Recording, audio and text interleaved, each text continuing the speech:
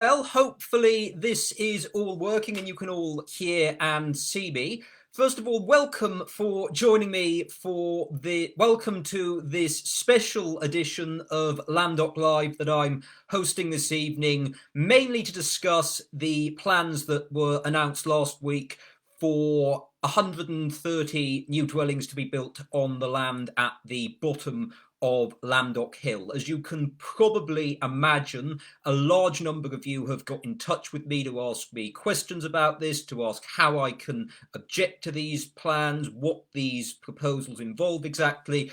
So I thought it would be a good idea to hold a special edition just on this so that you can ask those questions. I can hopefully provide some background information on this application, on these plans and the process, and how you can make sure that your views are known. In an ideal world, obviously, we would have held a public meeting on this. I've done that with previous planning applications that have been particularly controversial in the village, at the Memorial Hall or the Institute. Great venue to do that. Unfortunately, current restrictions mean that isn't possible, and it's not something that we've been able to do. So I think that this sort of virtual event is the next best thing. Not as good as doing this in person, completely get that, but we have to do the best we can on this. So I hope that you find this useful, and I hope that come the end of this, you will have a better understanding of these plans and how you can object to them. I think it's probably useful and important that at the start I set out what I had in mind for this evening so that you've all got a bit of an idea on that. I thought the best way of approaching this would be for me, first of all, to provide some background information, explain exactly what this application involves, provide some information about the stage of the planning process that we're at, and provide some other contextual information on that. Following on from that, I will open the floor up to questions so that any of you who have issues that you'd like to raise, if you have particular queries, I'll do my best to answer those. Sometimes I'm not a planning expert, that's something I should make clear. I don't have the answer right in front of me. If that is the case, then I will do my best to find out and provide you with the information as soon as I do have it. So that will be, I'll do the Q&A once I've provided a bit of an outline of what's going on here. And then finally, I will close the session by explaining just how you can object to these plans, how you can make those representations, and the deadlines and other things like that. So hopefully, as I've said, you can all see and hear me on this. One thing I do think would be helpful if somebody could, I appreciate not everybody either likes or follows my page on Facebook, but they do keep up to date with the information I'm providing on the Llandough Old and New Residents Facebook group. So I don't know if it's possible. I always usually do this at the end of the broadcast so that people can watch it back. If somebody could share this into Llandough Old and New Residents while it's ongoing, that would be helpful, just to make sure that people who perhaps wouldn't have seen this otherwise do have the opportunity to watch and ask any questions that they have on this. So that's how I'm gonna do it. If someone could do that, that would be really handy for me. If I begin then by setting out exactly what this application or these plans involved, I say plans because there isn't actually a planning application that's been submitted on this yet, and I think that's an important point. Understandably, we're not planning experts, I'm not, neither are the vast majority of residents. It's important to know how the planning process works. And first of all, this is not a planning application. I think, although I'd like it if this wasn't the case, I think we all have to accept that an application probably is going to be going in relation to this land. But at this stage of the process, no planning application has yet been submitted. Planning permission hasn't been granted either, so there's no permission to build anything on this land as yet. This is merely the pre-application stage. Now, what that means, in planning law and as part of the planning process, with particular developments like this, there is a duty on prospective developers before they submit their application to consult with the community and to make sure that they have engaged with local people and local representatives and given people the opportunity to make their voices heard, raise any concerns that they may have, put their comments forward, and then to take those on board. So that's the stage that we're at the moment in this process. It's the pre-application stage. This is a formal consultation. It is being carried out by the developers, but it's vital that we use this opportunity to make our voices heard, to let them know what our views as representatives and as residents are on this, and then make sure that those are put in. The deadline for this consultation, so submissions have to be in by the 21st of December. So we do have a bit of time, not a great amount of time, I accept, but that does give us a couple of weeks, and hopefully at the end of this live meeting, live event, you will have some information and be in a better place to be able to put those representations in. Now, a couple of points have been raised. I've just seen Tracy Scott. Good evening, Tracy. Thanks for joining me. Tracy's just said that she shared it in the Llandough Old and New Residents page. Thanks so much for that, Tracy. Really appreciate that. As I was saying, there has been some confusion about this development or proposed development because of the local development plan.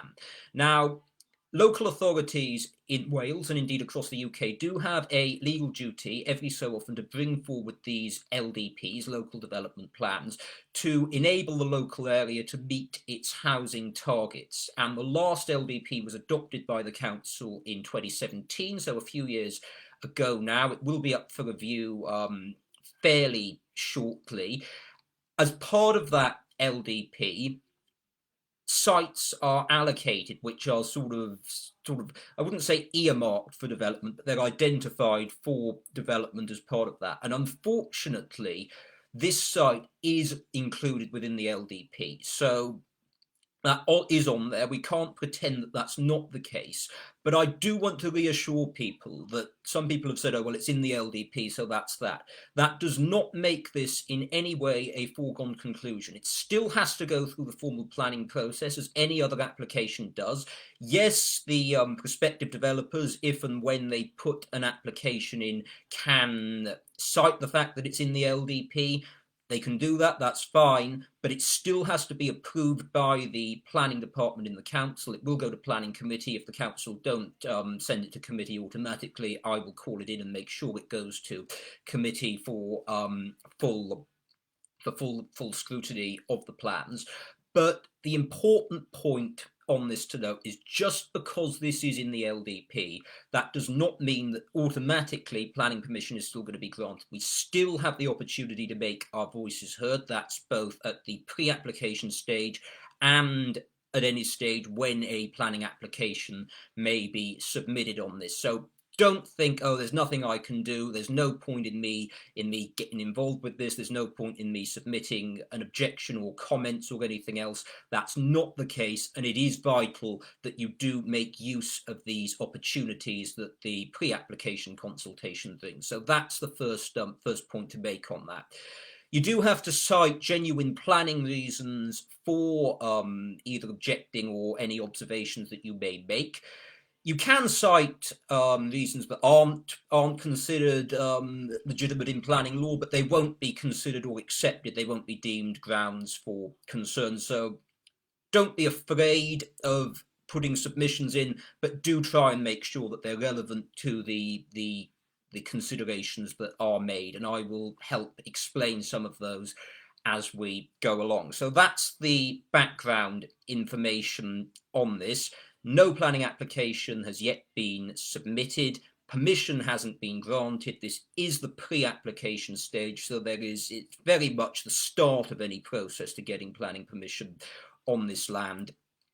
But it is important that we don't sort of sleep on this and that we get in at the start and make sure that our voices are heard. And that's what I'm trying to do this evening by explaining exactly what's going on and advising you on how you can make your views known as part of that. Now, the developers are an organisation called Newbridge Construction Limited. They're the developers. A few of you have asked me questions about Barton Wilmore. Now, they're the planning consultants that the developers have engaged to assist them with the planning side of this. So that's why they are the people that the consultation responses have to go to. The reason for that is that at this stage, it is the developer or their agents in this case who carry out that consultation. It doesn't go to the council because the council aren't involved at that stage. Planning permission hasn't been applied for, and no permission has been granted. To submit your response to the consultation, there is a website, that an email address, sorry, that I've got in front of me. That's cardiff@bartonwilmore.co.uk. So that's where your comments on this need to be sent to. On top of that, there is a website that the developers have provided as well. That's llandoughill.co.uk. A lot of documents are on there, as you will see. If any of you have been on there yet, you'll see the plans for the proposed development. You'll see lots of drainage reports, other reports on there. The main planning statement is on there. Do take a look at that if you can, because it will give you a better idea. In my last e-newsletter that some of you may have seen, for those of you who have signed up to it, you will have seen some of the plans that I shared with you on that. If you haven't received that and would like to sign up to my e-newsletter, please do so, because I do use it not just to update people on this issue, but on lots of other things going on in Llandough as well. So drop me a message at the end of this and I'll make sure that you're added to the mailing list if you're not on there already. So that's my e-newsletter, and at the end of this broadcast, for those of you who have been unable to join me live, I will be sending out a transcript of this as well, so please do sign up and look out for that. If anyone has a question on this, please do bear in mind that this is available to view in the public domain, so if you would rather ask me a question privately rather than have your name up on the system, as it will be on my Facebook page, if you do comment on this, that's fine. My email address is george.carroll@valeconservatives.org.uk. Send me any of your questions on there and I will do my best to answer them. So that's a bit of an outline on this. Final thing really to do is to set out some of the legitimate grounds for objection.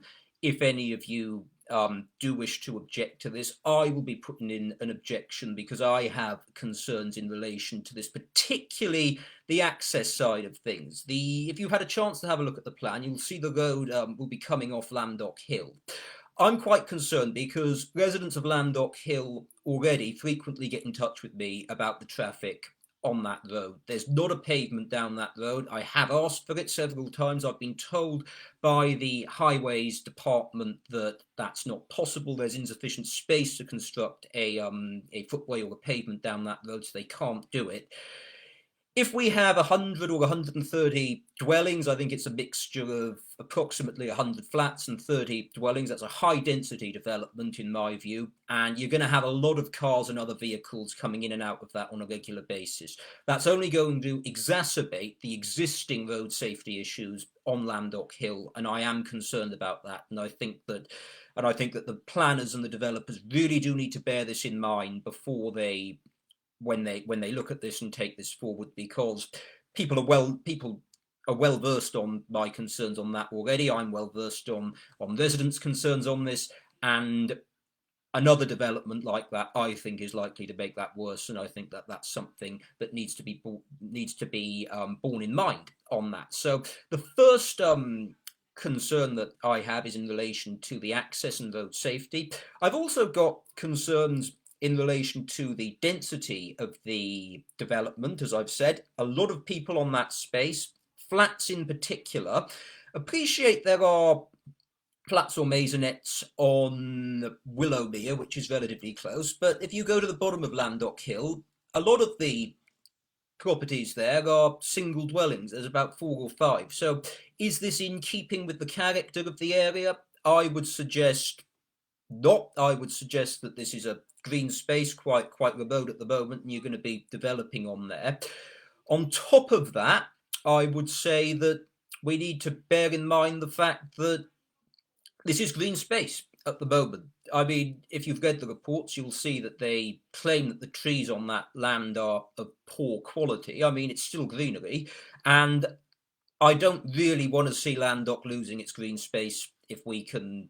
It's not something that we really want to see happen, is it? I think that we've already had planning approved for 50 flats on the land north of Leckwith Road, opposite the garage, and that was something that I was deeply opposed to. I didn't think was a suitable site, and unfortunately that went ahead. So a couple of grounds, if you are going to object to this, you can use. First of all, the access and road safety issues. Make a point about the impacts on congestion and other road users and pedestrian safety. Also, talk about the impacts on residential amenity, talk about the fact that it's not in keeping with the character of other properties in the area. There are lots of other concern issues that you can raise as well, particularly with regard to wildlife and drainage. I will provide a summary of this written down if that makes it easier, so that you can refer back to that, and hopefully that will explain where those objections. That will help explain what you can use to submit as an objection on this. And don't forget, it's the 21st of December that those need to be in, and they need to go to cardiff@bartonwillmore.co.uk. I will put all of this out in my next e-newsletter and share it on my Facebook page and on Nextdoor as well.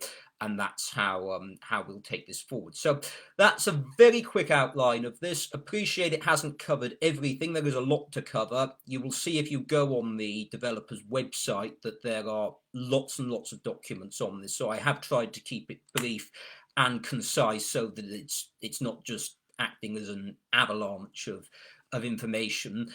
But I will now open the floor to questions. If anyone does have any questions, I don't think anyone has posted yet, and that's obviously something that can happen when you're doing a live event like this.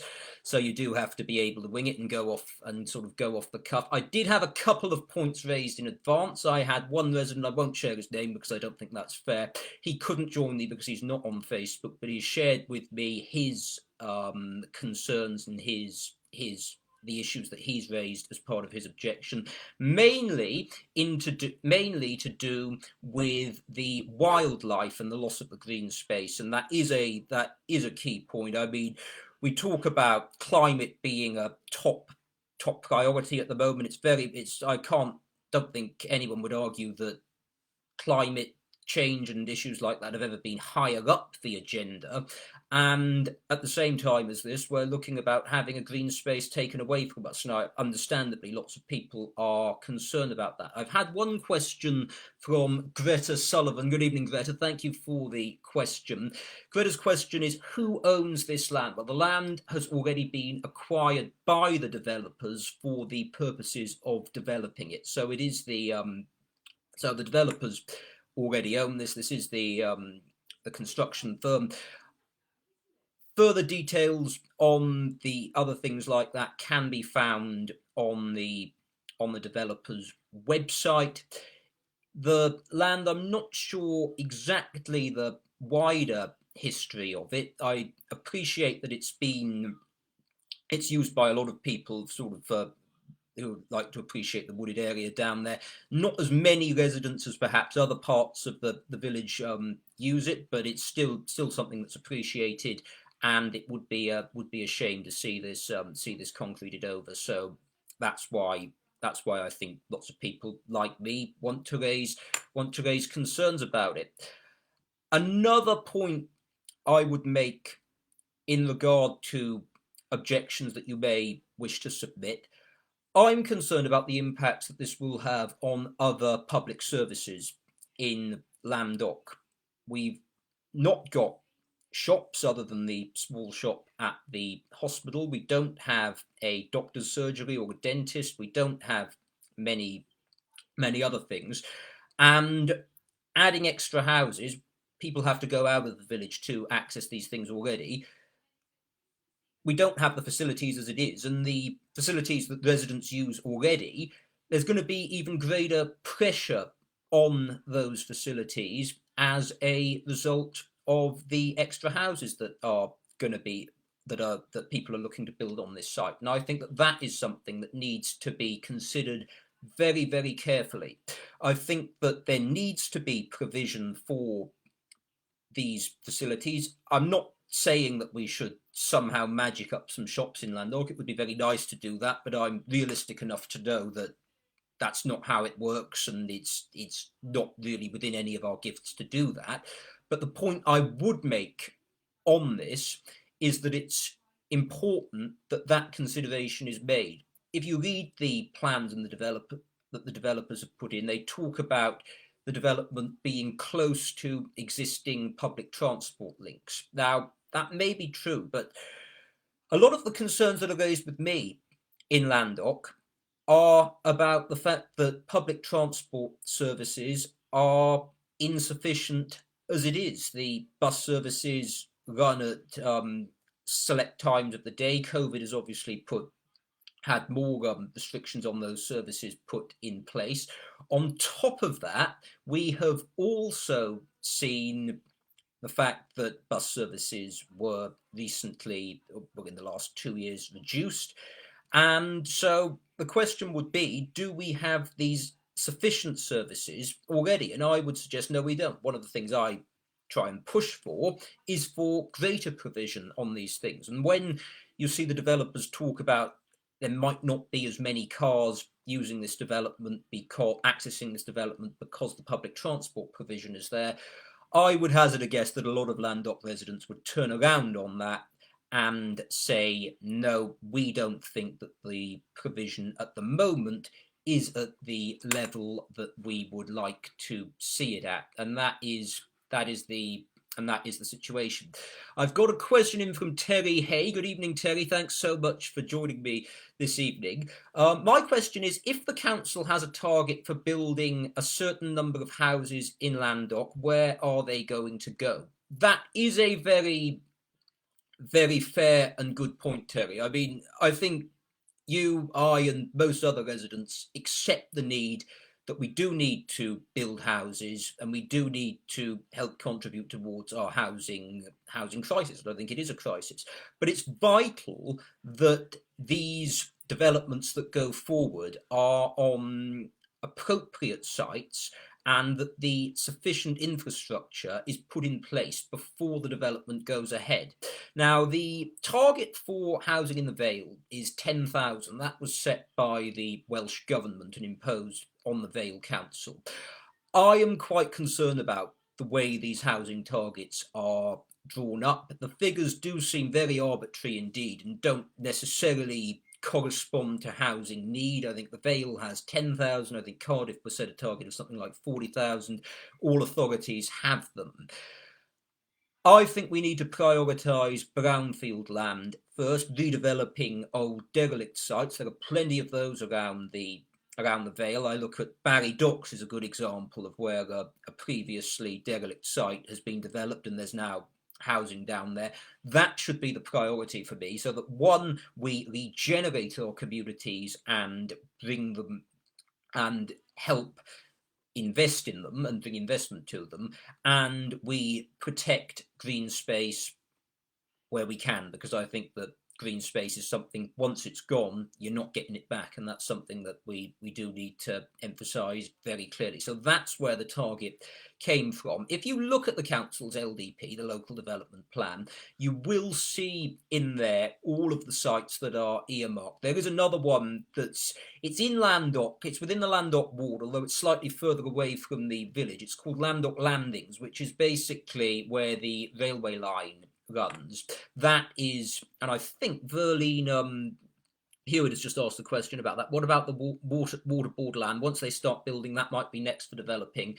That is in the LDP as well, Llandough Landings. I think that is more I think that again you will have an issue there with the impacts on on road infrastructure and other infrastructure, but that's a separate one. No application has come forward on that, but that is another site, and there are loads elsewhere in the Vale as well. So they have already been earmarked.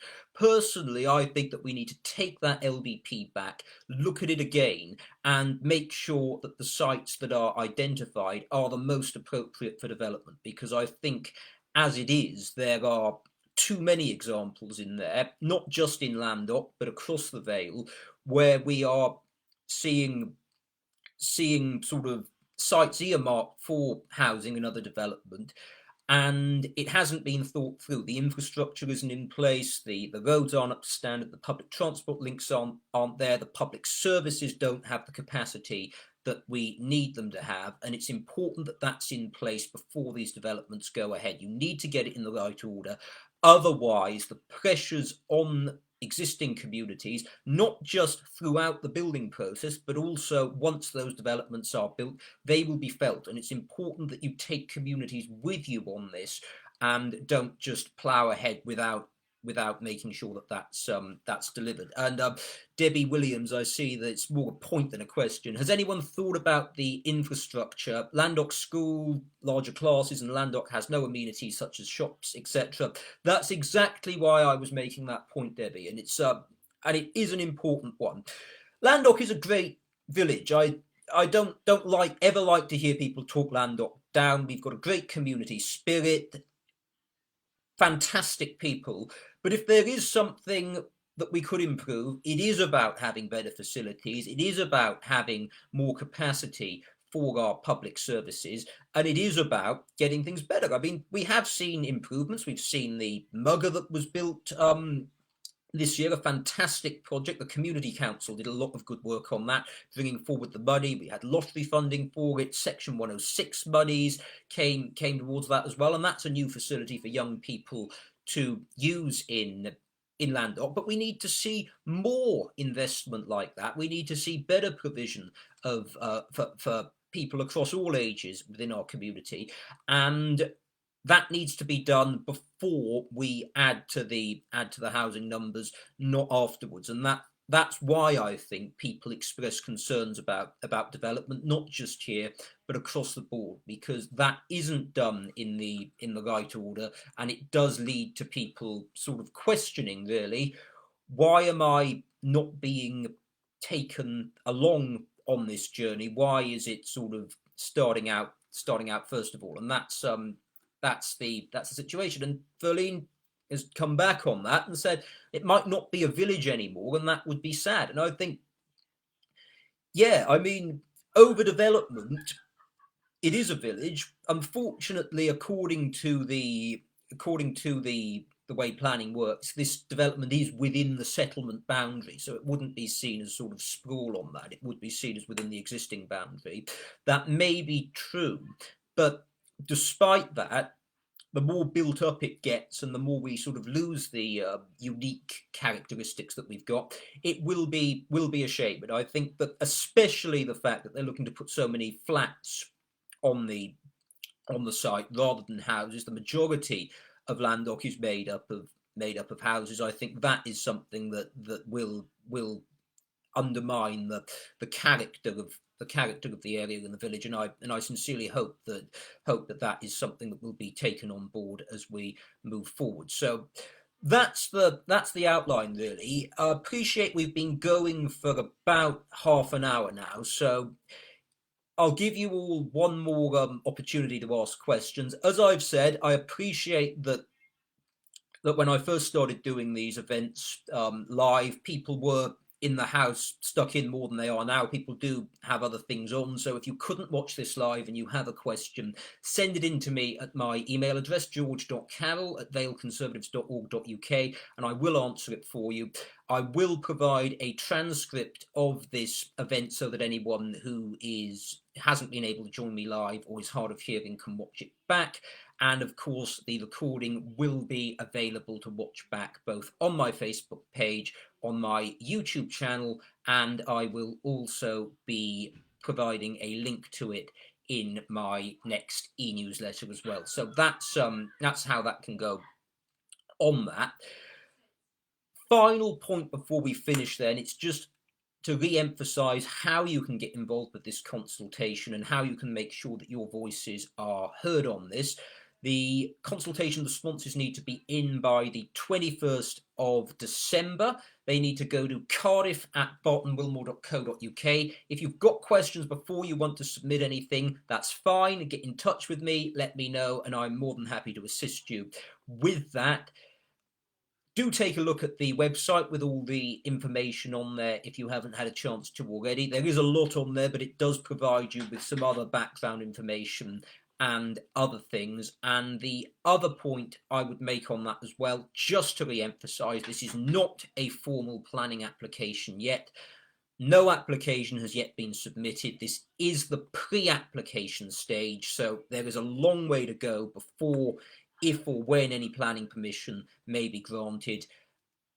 Certainly not a lost cause. I know a lot of people have expressed a bit of pessimism on that. You must make sure that you get involved with this consultation. Please respond to it. It is important, and make sure that your voice is heard. So I've just scrolled through, and I think that's all the questions we've had. Greta has just said, would you like to be copied in on our email objections? Yes, please do, Greta. I'm not going to compel anyone to do that, because people may not wish to do so. So there's certainly no necessity on that. However, one point I would make, more than happy for you to share it with me. It's good for me to keep a record of what people's views are on this. It helps me represent you, so I would certainly welcome it if you were to copy me in, but I'm not gonna, obviously I've got no right to tell you to, but so don't feel you have to, but it would be very helpful to me if you can. And the final question I've had from Dean Mears. Dean is a community councillor on Llandough Community Council, for anyone who doesn't know Dean. Dean is very active in the community, does a great job on the next door side in particular as well, so just a quick shout out there. Dean's question: is Llandough likely to benefit from financial contributions to improve infrastructure, for example Section 106? That's something that we do need to push for, and thank you so much for raising that, Dean. While if we get Section 106 monies, that does mean that permission has been granted on the site, it is money that can be provided to give back to the community. It's something that I will be pushing for in my representations. That's to say, if permission is granted, then I will expect substantial Section 106 monies to help compensate the community for the impact that the development will have.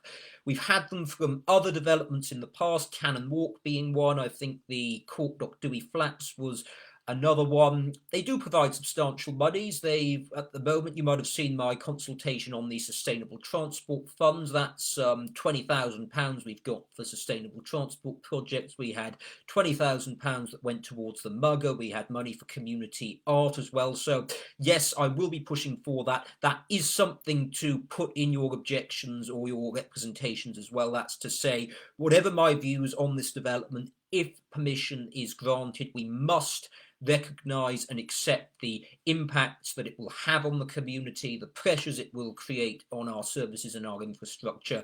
And so Section 106 monies must be provided to us to help take account of that. So that's something that we need to push for, and it's something that I will be pushing for on that.